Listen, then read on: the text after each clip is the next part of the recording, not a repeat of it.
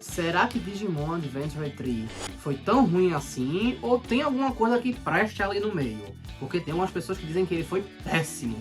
Mas será que foi mesmo? Bom dia, boa tarde ou boa noite, sejam bem-vindos a mais um vídeo do canal.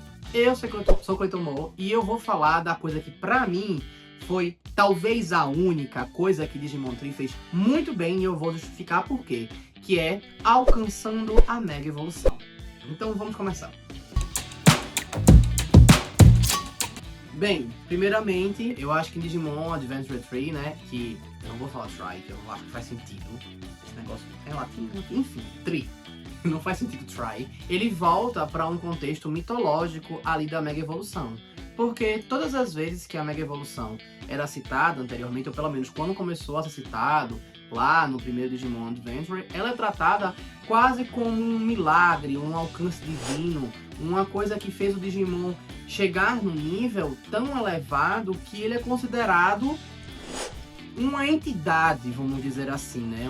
Ele sai de um animal, né? De um ser ali natural biológico para virar uma entidade. Então existe uma elevação assim. E tinha uma frase que foi falada no primeiro e que volta ali, que na verdade volta principalmente ali no Tree, que Izzy recebe um e-mail com: para aqueles que desejam o verdadeiro poder, devem conhecer a escuridão e ir além. Ou seja, se você quer encontrar o poder, se você quer alcançar, passar dos seus limites, ultrapassar seus limites, você precisa conhecer a sua escuridão, as suas trevas. Na realidade, eu acredito que essa profecia, ela vai muito além de só Digimon. Eu poderia falar em outro vídeo sobre isso, né? Talvez um vídeo com o tema de ensinamentos dos jogos e animes, né? Ou algo desse tipo. Mas esse ensinamento, pra mim, ele é muito mais do que só uma profecia, né? E Digimon 3, ele não só traz esse ensinamento, traz essa profecia, como ele também mostra isso com a evolução de todos os Digis escolhidos. Então eu vou de um por um falando deles, para mostrar o que cada um ali teve como escuridão, porque algumas pessoas ignoram algumas delas. Primeiramente, eu vou já dar um resuminho aqui do Wargreymon e Metal Garurumon, que já vinham alcançando a Mega antes, que ali é basicamente tratado como um milagre, quando Angemon e Angelumon jogam uma flecha celestial neles, né, por causa da profecia, outra parte da profecia, que fala sobre anjos, sobre amor e tudo mais. Ou seja, eles foram abençoados com a capacidade de ultrapassarem seus limites. E a parte ali da amizade que Matt tem com o Tai e com os outros, faz com que Gabumon ultrapasse, numa forma da coragem que Tai dá a Matt, quando eles apertam as mãos para passar por aquela dificuldade de serem flechados no coração, porque se der errado eles podem, né? Então ali teve envolvimento tanto da coragem quanto da amizade, quanto no fato de ser envolvido como um milagre, tá? E isso é mantido. Vamos começar com os dois mais polêmicos, acho que eu amo, principalmente amo o amor, né? Que é Rosemon e... como é o nome disso em inglês? Vikemon, né? Vikemon. Esses dois. Mas vamos pegar primeiro Rosemon.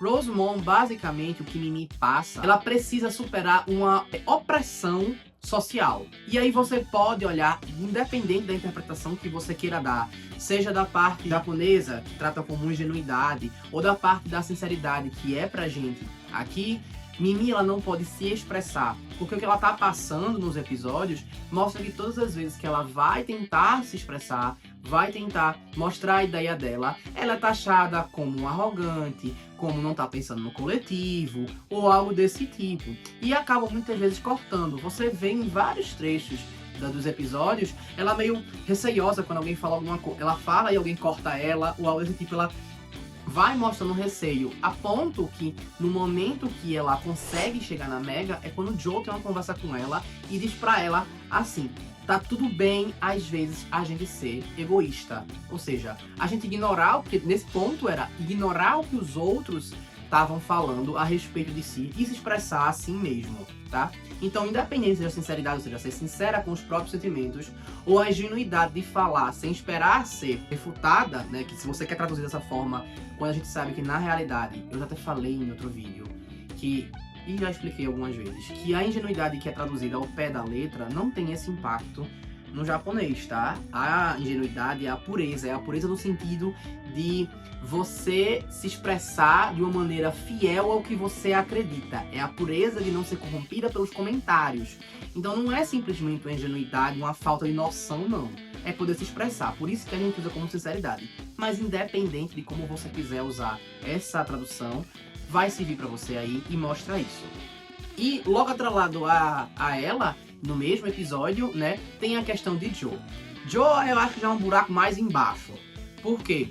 As trevas de Joe é o quê? É o fato dele ser atormentado pela vida adulta, que ele considera que nada mais na vida dele basicamente importa, a não ser os estudos dele, né? E ele dá continuidade àquilo, para ele ter um bom emprego, e enfim, e assim por diante, continuar ali. E ele acaba dando tudo ao entorno, vai acabando com ele.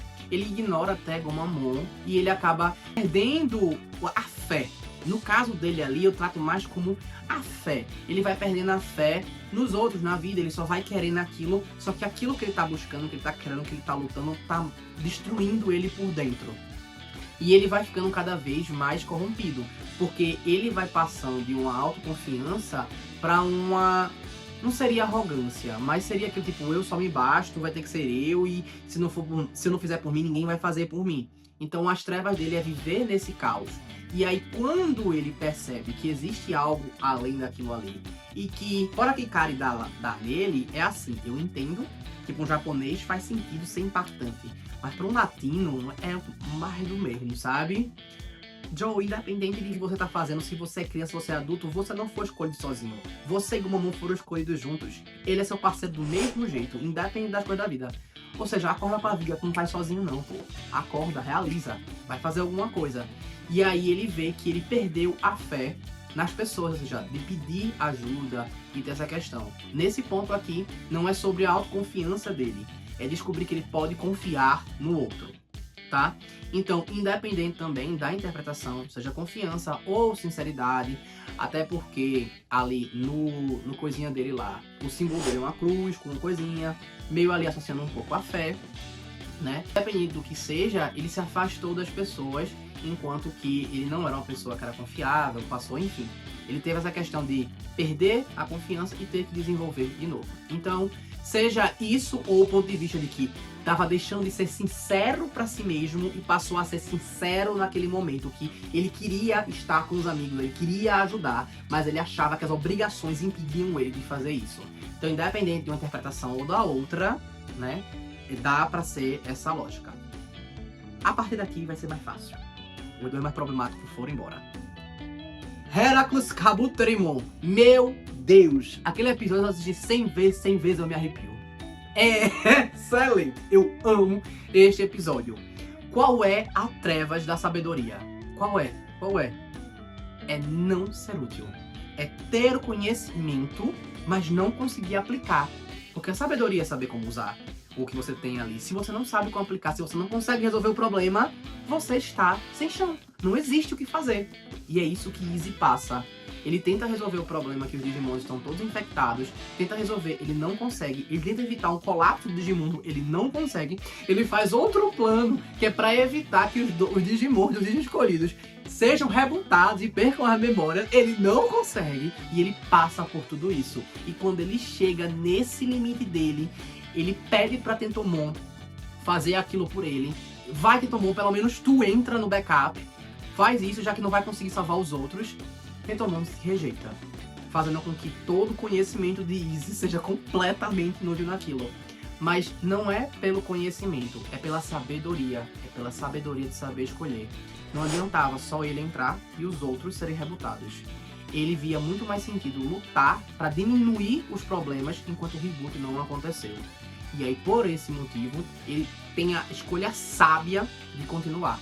E aí, por isso que ele ultrapassa os limites. Porque ele literalmente vai até o limite dele, até o máximo que dá. Porque dali em diante significa perder o laço. E mesmo assim, eles vão e quebram. Então, pra mim, aquilo ali, esse episódio é emocionante. Eu amo esse episódio.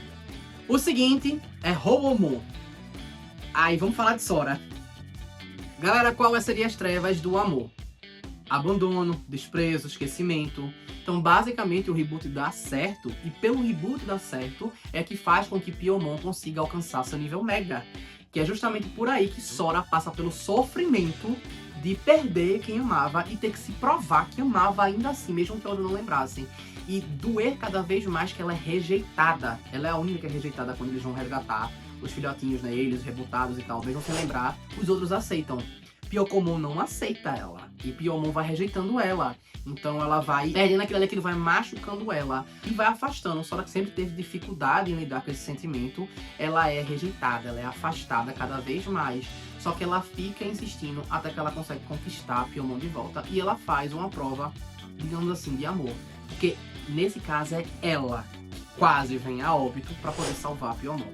E aí a prova de amor e da ligação delas que ultrapassa até o esquecimento. Então é basicamente isso. Eu também acho que é muito bem feito, apesar que esse eu acho que teve uma certa pressa para alcançar esse nível. Ela poderia ser a última a ter chegado na Mega, já que o reboot acontece de todo jeito, mas eu acho que ela poderia ser uma Mega pra Mega, mas eu ainda acho que foi muito bem feito. Seraphimon, que a galera desconsidera totalmente, eu fiquei sabendo há pouco tempo que o povo não vê as trevas de TK. Como assim tu não vê as trevas de TK, minha gente? Pelo amor de Deus! Qual seria as trevas da esperança? Ela... A esperança é a última que morre. Ou seja, se a esperança... Acabou. Não existe mais continuidade. Não tem mais pra onde ir. Findou, acabou. E o vírus infecta os Digimon escolhidos, a partir de Patamon. É Patamon que fica. É Patamon que sofre, porque ele esconde isso. Quando ele conta pros outros Digimon, os Digimon decidem esconder junto, eles sofrem junto. Eles passam todo aquele luto de que vai acontecer a verdade com eles em algum momento. Talvez eles tenham que se bater para não causar grande caos, ou não vir a destruir os próprios amigos, né, os próprios escolhidos. Então, é no momento que eles sabem que a esperança, ela... E aí quando o TK vive aquilo, quando o TK percebe aquilo, ele também esconde os outros e fica nessa agonia. Ou seja, até pra ele também a esperança já... Quando acontece o reboot, é mesmo. Quando ele recupera, é quando ele recupera a esperança de alguma continuidade e volta a ter fé naquilo. E aí nesse momento é que ele consegue chegar em Seraphimon de maneira estabilizada. Porque das outras vezes ele chega basicamente por um milagre, mas dessa vez ele estabiliza a Mega. Ah, e antes de chegar em Hikari, né, em Karen, se estão gostando, comentem e compartilhem, viu? Se inscrevam no canal e depois de terminar esse vídeo, vão ver os outros vídeos. Tem vídeo de Digimon, tem mais vídeo, essa aqui vai estar na playlist de Digimon, então vão assistir. Não tá difícil de achar, vão assistir. Bem, indo pra última, talvez eu acho que a mais maravilhosa. Eu sempre gostei do contexto dela, principalmente porque ela é tratada quase como uma pessoa, entidade, que ela é usada como um avatar para o homeostase falar com os escolhidos às vezes, ou dar alguma iluminação. A luz dela é tratada como um milagre várias vezes, né? Várias vezes em alguns momentos, na realidade, né? E o que seria as trevas da luz? É basicamente a luz da vida se apagar. Como diga isso? É quando a luz da vida se apaga que ela conhece as trevas dela, porque ela sempre foi a iluminação, ela sempre foi a guia. Ela ajuda a Agumon a mega evoluir mesmo com fome e derrotar Mugen Dramon no primeiro Digimon. Ela acorda Joe daquele caos que ele estava vivendo e ajuda Agumon a chegar em Vaikumon. Ela aparece como intérprete de homeostase, ela traz notícias para os escolhidos, ela foi a luz deles no caos quando eles enfrentaram os Digimon. Então assim, ela foi a luz que iluminou o caminho deles por muitas vezes. E o que seria ela deixar de ser a luz, já que ela foi tão pura, mas ao mesmo tempo tão inabalável na maioria das vezes, quando ela também estava... Tem a questão dela com Yoli lá, quando ela consegue ser o Fimon e tal. Também, que também tem um enredo bem legal sobre essa questão da luz, dela iluminar a luz, e Yoli fala, você é a luz no caminho e tal. O que seria as trevas dela? Perder essa estabilidade. Perder de uma maneira que ela não consiga nem argumentar. E o que pra ela seria isso? A vida, nesse caso do próprio irmão, né? Então, Yagami Taichi é derrubado, destruído, né? Caído num buraco lá e dá-se a entender que a ela, a vida dela foi junto com o irmão dela. E por isso ela simplesmente colapsa. Ela entra em colapso e ela fica completamente sem reação e se entrega completamente às trevas. Só que, como o Digimon dela é a luz, não é só ela tentar superar esse trauma. O Digimon refletiria este trauma dela. Então, Nyaromon, que estava em Nyaromon no momento, ele mega evolui de uma vez pra Ophanimon Fallen Mode, né? Que ela vai naquela coisa lá extrema, toda aquela agonia, todo aquele desespero, se funde lá, faz Ordinemon, parará, aquele negócio todo. Então ela passa por isso. E quando ela supera isso, que ela entende que ela vai ter que lutar e que a vida é mais frágil, talvez, do que ela havia se tocado ou levava em consideração, ela consegue fazer a Mega Evolução pra Holy Dramon. E aí estabiliza a Mega Evolução de Tailmon. Bem, é isso. Fazendo um comentário final, eu acho que o Digimon Tree ele é aquém do que ele poderia, principalmente por esquecer que os escolhidos de Digimon 2 existem, basicamente, e vem lembrar no final, no começo, no primeiro episódio, depois no último, basicamente. Tratar algumas relações um pouco rápido, principalmente, mas não tô falando entre os escolhidos ou os escolhidos seres Digimons, mas sim Meicoomon, a Mei e Meicoomon. Acho um pouco forçada ali a relação deles com ela, muito apressada, vamos dizer assim, principalmente no episódio do Kaiser Digimon. Poderiam ter dado outro enredo ali também que levasse um pouco uma citação ali pro Tamers, mas o Tamers eu entendo que é em outro universo, então não precisava de fato. Era uma coisa mais coisa da minha cabeça mesmo.